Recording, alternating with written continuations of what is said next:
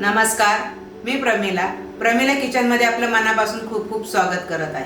आज आपण डाळ तांदूळ न भिजवता झटपट आणि चटकदार अशी रवा बटाट्याची इडली करणार आहोत। त्याच्यासाठी लागणारे साहित्य पाहूया। सर्वप्रथम आपण रवा घेतलेला आहे।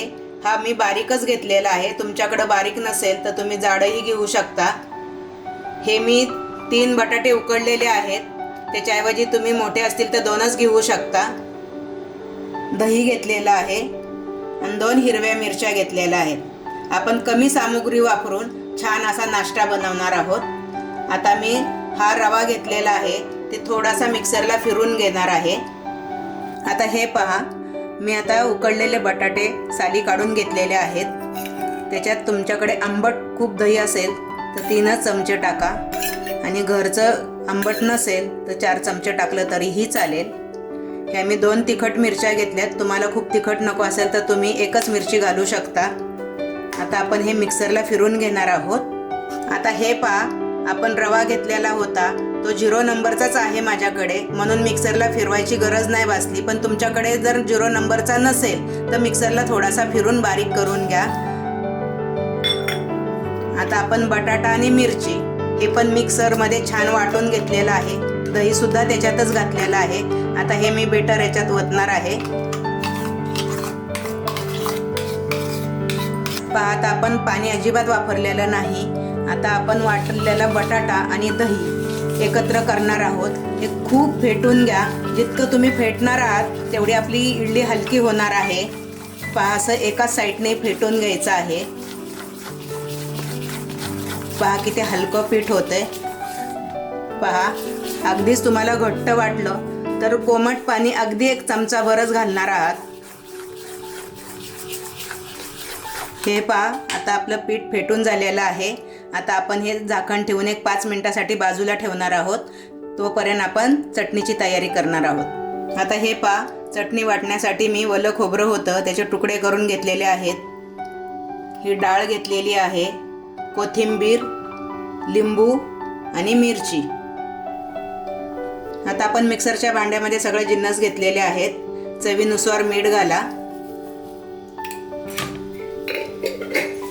आता हे पहा, आपण घेतलेलं अर्ध लिंबू पिळणार आहोत। लिंबाची बी अजिबात चटणी जाऊन देऊ नका, कारण लिंबाची बी खूप कडू असते।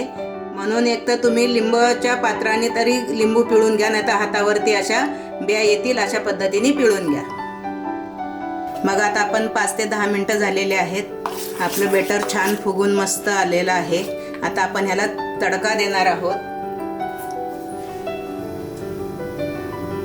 बारीक 2 चमचे तेल घाला।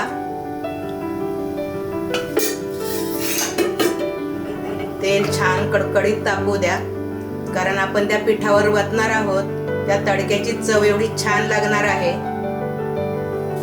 मोहरी आणि जिरं टाकलेलं आहे। थोडासा हिंग घाला आणि आता आपण हे फोडणी ह्या पिठावरती ओतून घ्या।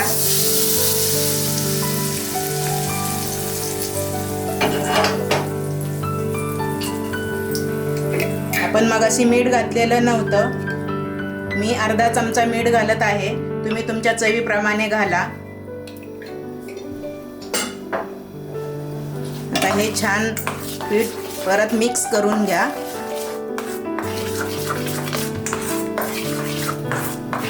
पहा, फोडणीमुळे खमंग पिठाला वासही येतो आणि चवीला सुद्धा छान लागतो।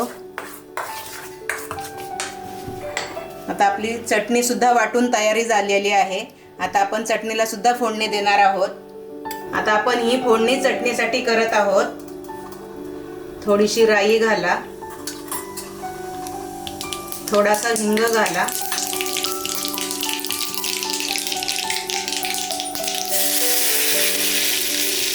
मस्त तडका बसला चटणीला। हे पहा, आता इडली पात्राला छान असं तेल लावून घ्या। तुमच्याकडे ब्रश नसेल तर तुम्ही हातानेही लावू शकता।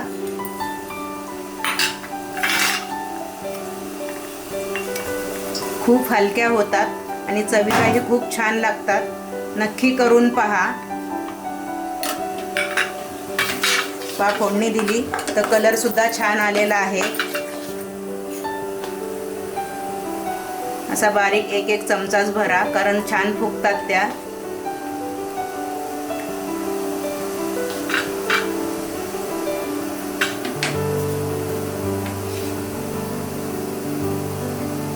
आता हे पहा 15 मिनिटं झालेली आहेत. आपण इडली वाफाय ठेवलेली पहा छान फुगलेली आहे. आता आपण थंड करण्यासाठी खाली घेणार आहोत. पहा आता आपल्या इडल्या तयार आहेत.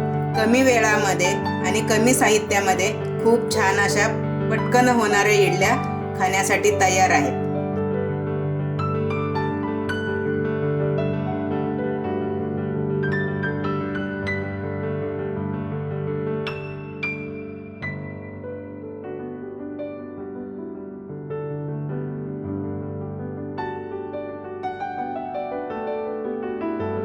तर माझी ही रेसिपी तुम्हाला कशी वाटली हे तुम्ही मला कमेंट करून कळवा.